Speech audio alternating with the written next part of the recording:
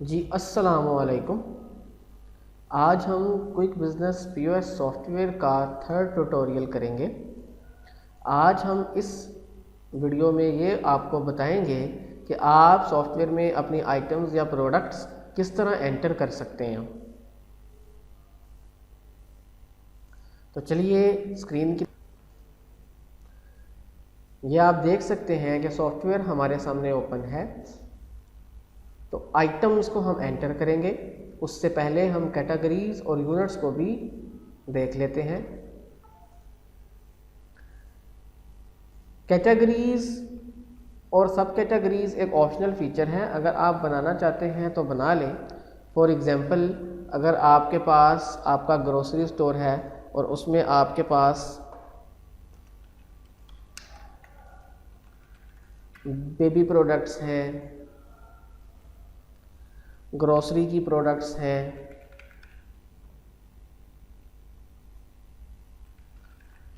Edibles हैं,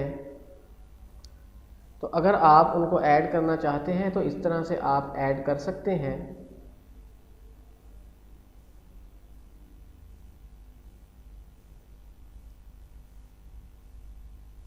फिर हम जब यूनिट्स पे जाएंगे तो यूनिट्स में आप जितने चाहें यहाँ पे यूनिट ऐड कर सकते हैं। यूनिट जो है वो ऑप्शनल है, अगर आपने यूज़ करना है तो कर लें, नहीं यूज़ करना तो ना करें। इस तरह से आप यहाँ पर यूनिट का नेम लिखेंगे, फॉर एग्जांपल पीस, इसको आप सेव कर देंगे। बॉक्स, इसको आप सेव कर देंगे। पैक, इसको भी आप सेव कर देंगे। अगर इनमें से आप किसी को डिलीट करना चाहते हैं तो जस्ट एक को सिलेक्ट कीजिए और डिलीट का बटन प्रेस कर दीजिए। इसको हम दोबारा ऐड कर लेते हैं। अब हम चलते हैं आइटम्स की तरफ।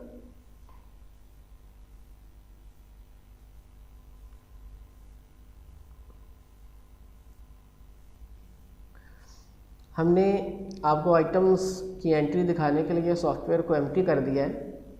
अब हम आपको आइटम्स की तरफ ले चलते हैं। हम यहाँ पे आपको 5-7 मिसालें देंगे जिससे आपको समझ आ जाएगी। इसमें हमने ग्रोसरी से रिलेटेड और हार्डवेयर से रिलेटेड कुछ आइटम्स आपको दिखानी है ताकि आपको आसानी से समझ आ जाए। फॉर एग्जांपल, यहाँ पे ग्रोसरी में एक लेज़ चिप्स डालते हैं जिसकी जो प्राइस है हम 20 रखते हैं और सेल प्राइस उसकी हम 25 रखते हैं। 3 फील्ड्स लाजमी है, आइटम नेम, कॉस्ट प्राइस और सेल प्राइस, बाकी सारी ऑप्शनल है। इनके अलावा एक अहम फील्ड और भी है जिसको अगर आप फिल करना चाहें तो कर सकते हैं, वो है करंट स्टॉक। अगर आप सॉफ्टवेयर पहली बार अपनी शॉप या स्टोर में यूज़ करने लगे हैं और आपके पास पहले से माल पड़ा हुआ है तो उसका तरीका ये है कि आप वो माल गिन के यहाँ पे करंट स्टॉक डाल दें। फॉर एग्जांपल, इस वक्त लेस के हमारे पास 50 पैकेट पड़े हुए हैं। अगर आप इसके यूनिट को सिलेक्ट करना चाहते हैं तो कर लें, नहीं भी करना चाहते तो ऐसे छोड़ दें। मिसाल के तौर पे इसको हम पैक सिलेक्ट कर लेते हैं और सेव कर लेते हैं। देखिए नीचे आपकी आइटम सेव हो चुकी है। इसी तरीके से हम एक और जो आइटम है उसको डालते हैं और आप देखिए कि हमने पहली आइटम की कैटेगरी उसको असाइन नहीं की। हम चाहते तो असाइन कर भी सकते थे लेकिन ये ऑप्शनल है, इसलिए हमने असाइन नहीं की। अगर आपको ज़रूरत है आप असाइन कर सकते हैं।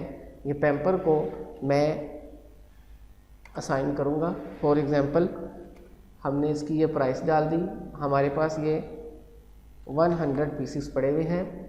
इसको हम कैटेगरी में ले जाते हैं और बेबी प्रोडक्ट्स में असाइन कर देते हैं। यहाँ पे इसका हम बेस यूनिट जो है वो सिलेक्ट करते हैं। अगर वो पैक है या पीस है, इसको हम पीस में ले जाते हैं। ये हम इसको सेव कर देते हैं। अब आप देखिए इसकी कैटेगरी आ गई है, ऊपर वाले की हमने नहीं की थी। अब एक आइटम हम और डालते हैं। मिसाल के तौर पे आपके पास कोई कुकी है, आपके पास प्रिंस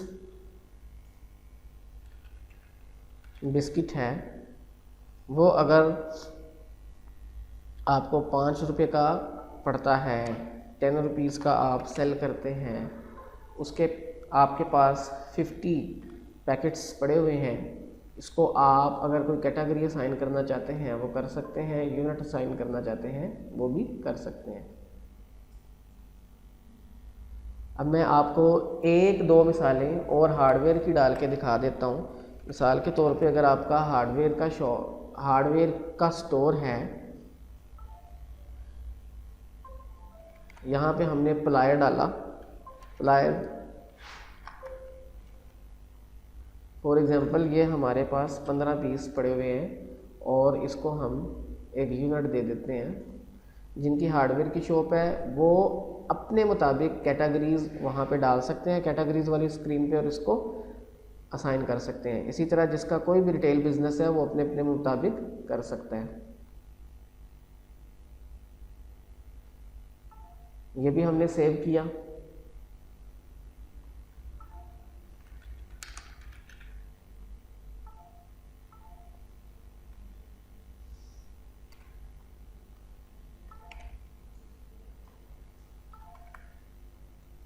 अगर आप करंट स्टॉक को खाली छोड़ देंगे तो वो उसका डिफ़ॉल्ट स्टॉक जो है ज़ीरो डाल देगा।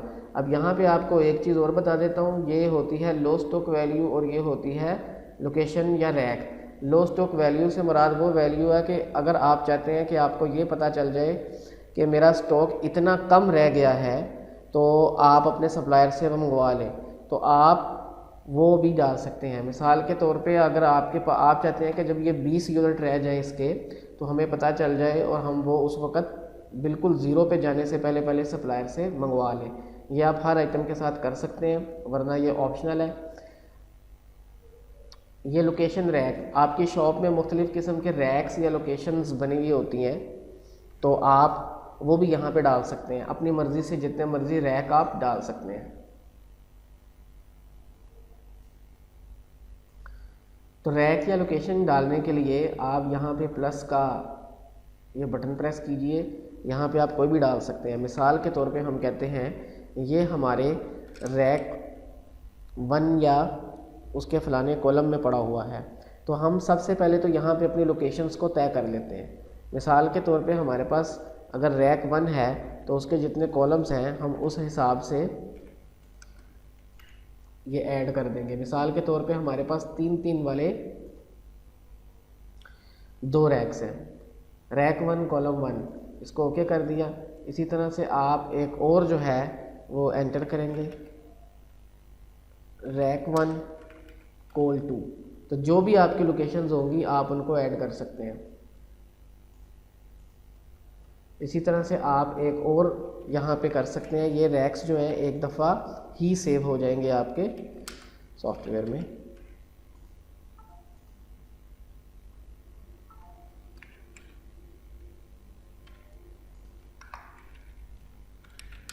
रैक 2 कॉल 2, ये एक ही दफ़ा आपने सेव करने हैं और ये इस लिस्ट में सेव रहेंगे तब तक जब तक आप इनको अपनी मर्ज़ी से डिलीट नहीं करेंगे। अब आप अगर चाहें तो अपनी हर आइटम को लोकेशन असाइन कर सकते हैं। फॉर एग्जांपल ये जो प्लायर है इस लोकेशन में पड़ा हुआ है, ये इसको हमने असाइन कर दिया। अब हम इसको प्लायर नहीं, हम डोर हैंडल की बात कर रहे हैं, ये हमने इसको सेव कर दिया। इस तरह से आपकी सारी आइटम्स की एंट्री हो जाएगी। आपको यहाँ पे पता होगा आइटम का नेम क्या है, यहाँ पे बारकोड क्या है, हम बारकोड की भी आपको मिसाल देंगे।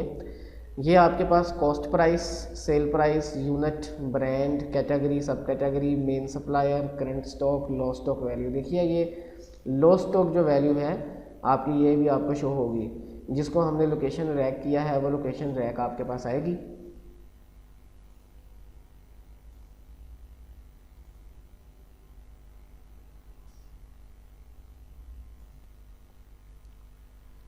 इस एग्जांपल में हम आपको बारकोड का भी बता देते हैं। फॉर एग्जांपल हमारे पास ये रियो बिस्किट है और इसका हम बारकोड डालना चाहते हैं। फॉर एग्जांपल आपके पास बारकोड स्कैनर मौजूद है। अब आप करेंगे क्या कि रियो बिस्किट के पीछे जो बारकोड बना हुआ है उसको स्कैन करेंगे। तो पहले आप ये जो बारकोड वाली फील्ड है इसके अंदर कर्सर को लेके आएंगे। जब आप कर्सर को लेके आएंगे और आप रियो बिस्किट के पीछे अब उस बारकोड स्कैनर से उस बारकोड को स्कैन करेंगे तो वो ऑटोमेटिकली स्कैन कर लेगा और इस तरह से बारकोड यहाँ पे पेस्ट कर देगा।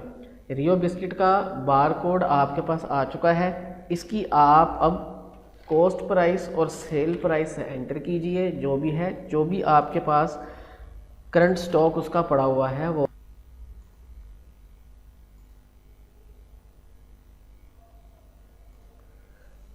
और यहाँ से आप इसका यूनिट भी सिलेक्ट कर लीजिए और इसको आप सेव कर दीजिए।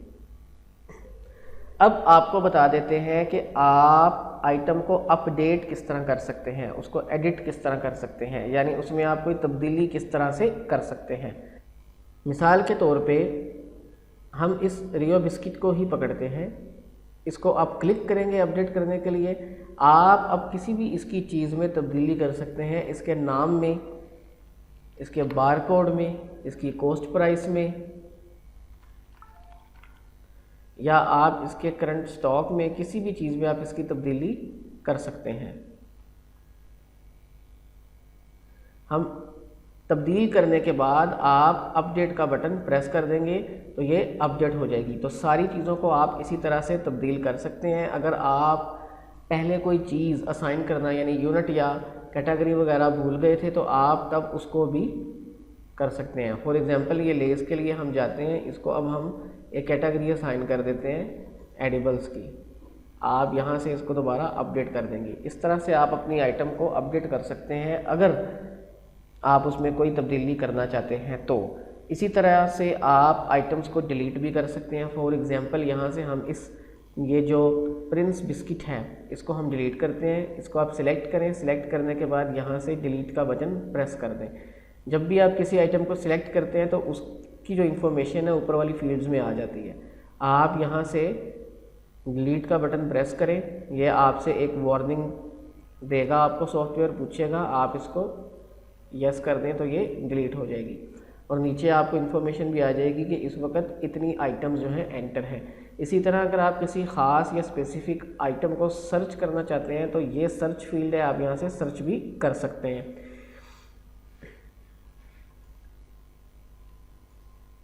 ये सारे सर्च फिल्टर्स हैं। अगर आप आइटम नेम से करना चाहते हैं तो आइटम नेम होगी। फॉर एग्जांपल लेज़ को कर रहा हूँ तो ये देखिए लेज़ आ गया। अगर यहाँ से मैं रियो को करूँगा तो रियो आ गया।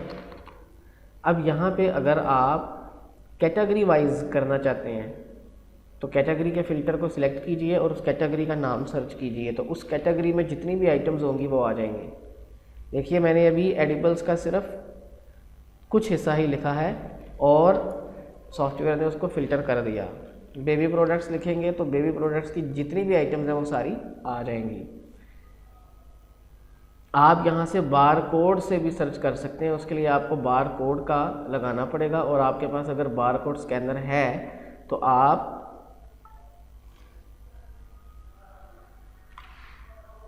यहाँ पे बार कोड स्कैनर से स्कैन कीजिए तो वो आइटम यहाँ पे फ़िल्टर हो जाएगी। बस अब आखिरी बात करते हैं और आपको ये बता देते हैं कि आप इसी तरह से जो आपके खुली आइटम्स हैं वो भी आप ऐड कर सकते हैं। फॉर एग्ज़ाम्पल हम यहाँ पे बासमती राइस डालते हैं। इसकी हम जो प्राइस है वो 250 रुपये रख लेते हैं और 270 इसकी सेलिंग प्राइस रख लेते हैं। इसका यूनिट हम केजी रख लेते हैं कि ये हमारे पास केजी पड़े हुए हैं और ये हमारे पास इस वक्त 35 केजी पड़े हुए हैं। इसको आप सेव कर दीजिए। ये तो आपकी आइटम्स की एंट्री थी। आप अपनी आइटम्स को मल्टीपल यूनिट्स में भी सेल कर सकते हैं। इसका जिक्र जो बिल्कुल पहली वीडियो है, जो डेमो और इंट्रोडक्शन वाली वीडियो है, उसमें भी किया गया था। तो मल्टीपल यूनिट्स में जब आप आइटम को सेल करते हैं तो उसके लिए एक वीडियो अलग से बनाई जाएगी जिसमें मिसालों के साथ आपको समझाया जाएगा। मल्टीपल यूनिट्स में सेल करने से मुराद क्या है? मुराद ये है, अगर एक आदमी आपसे चावल लेने आया है और वो आपको कहता है कि मुझे किलो नहीं बल्कि आधा किलो चावल चाहिए, या मुझे 1.5 पाव चावल चाहिए, या मुझे 1.5 किलो चावल चाहिए, या मुझे पूरे का पूरा तोड़ा चाहिए, 20 किलो वाला थैला या तोड़ा चाहिए। अगर आपके पास कोई आदमी हार्डवेयर की शॉप पे आया है और वो आपको कहता है कि मुझे एक कील चाहिए या मुझे 10 रुपये के कील चाहिए या मुझे एक पूरा डिब्बा कील का चाहिए या सिंगल पीस चाहिए। अगर अंडे लेने आया है, आप दर्जन दर्जन के पैक्स भी बेचते हैं और सिंगल भी बेचते हैं, तो सारी इस तरह की जो चीज़ें हैं वो हम नेक्स्ट वीडियो के अंदर डिस्कस करेंगे और आपको मिसालों से समझाएंगे। तो अभी तक के लिए इजाज़त दीजिए, मुलाकात होगी नेक्स्ट वीडियो में। अल्लाह हाफिज़।